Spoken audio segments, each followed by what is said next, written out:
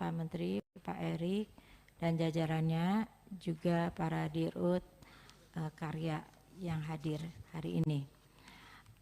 Terima kasih kesempatannya. Tadi sudah banyak yang ditanyakan oleh teman-teman, tetapi sebelumnya saya juga akan mengapresiasi kerja dari Pak Menteri yang telah menghasilkan kinerja positif untuk laba konsolidasi BUMN.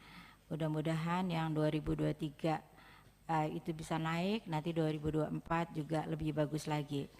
Sudah banyak mungkin yang disoroti oleh teman-teman, tapi saya ingin menanyakan tentang sektor mode transportasi udara. Dari yang saya ketahui, PT Angkasa Pura AP1 dan AP2 telah resmi melakukan merger setelah KMN melalui PT Aviasi Pariwisata Indonesia atau Injourney membentuk PT Angkasa Pura Indonesia pada 28 Desember 2023 yang lalu. Dikatakan Injourney akan berada di urutan kelima pengelola bandara terbesar di dunia dengan 172 juta penumpang per tahunnya yang mengalahkan operator bandara lain seperti Vinci Airports asal Prancis atau GMR Airports asal India. Dengan telah dilakukan merger tersebut, dari perspektif Kementerian BUMN, seberapa jauh strategi ini akan membuat pengelolaan bandara menjadi lebih efektif dan efisien, termasuk dalam peningkatan kualitas pengelolaan dan pelayanan di bandara. Apakah ada parameter khusus untuk mengukur peningkatan efisiensi tersebut ke depannya? Dan juga pasca dilakukan merger ini lebih khusus lagi, bagaimana manfaat langsung yang akan dirasakan oleh masyarakat pengguna bandara, misalnya untuk menghadapi musim mudik atau peak season pada saat arus mudik dan arus balik Idul Fitri 2024 ini. Apa konkretnya peningkatan kualitas layanan dan juga efisiensi pengelolaan bandara yang diharapkan yang akan dirasakan masyarakat, dan bagaimana merger ini akan berpengaruh terhadap peningkatan kinerja keuangan perseroan ke depannya, berapa potensi laba yang ditingkatkan ke atas efisiensi yang akan dicapai.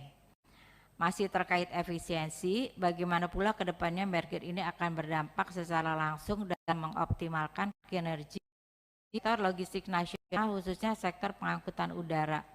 Sebab beberapa waktu yang lalu laporan dari World Bank diketahui bahwa indeks performa logistik peringkat 6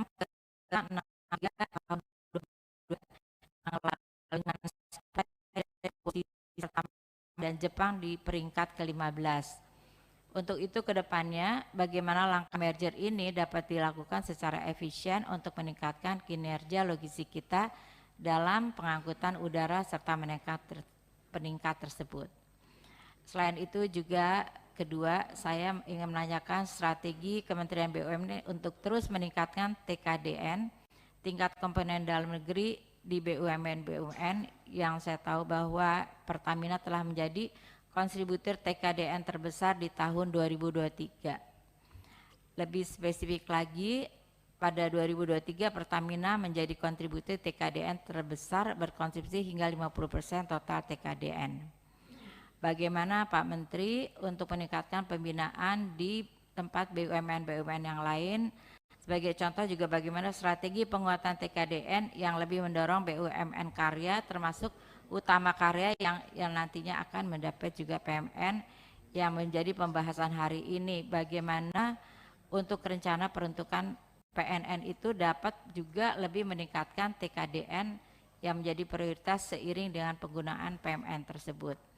Dan juga untuk Pak Menteri lebih memastikan agar komitmen kebijakan penguatan TKDN di BUMN dapat terus terjaga, termasuk di dalam pemerintahan nanti yang mendatang. Saya juga ingin menanyakan berkaitan dengan progres BUMN dalam hal terkait pengerjaan proyek-proyek di IKN. Dari yang saya ketahui 29 Februari sampai 1 Maret Kementerian BUMN telah melakukan groundbreaking beberapa proyek BUMN di sana, di antaranya 3 bank BUMN yaitu BNI, Mandiri, BRI.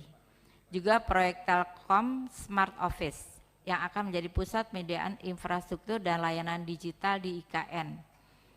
Kedepannya bagaimana persisnya pengembangan BUMN yang telah dilakukan groundbreaking tersebut? Apakah akan menjadi kantor pusat dari BUMN atau bagaimana? Dalam tahap pembangunan IKN mendatang yang melibatkan Kementerian BUMN, mana saja yang akan dipersiapkan untuk menyusul dilakukannya groundbreaking? Di sisi lain, di DKI Jakarta, bagaimana juga dengan langkah Bapak Menteri BUMN untuk terus melakukan konsolidasi aset, termasuk aset-aset BUMN di kawasan Monas. Dari yang saya ketahui bahwa Pak Menteri sempat mengatakan bahwa aset-aset ini akan dikonsolidasikan di bawah property fund.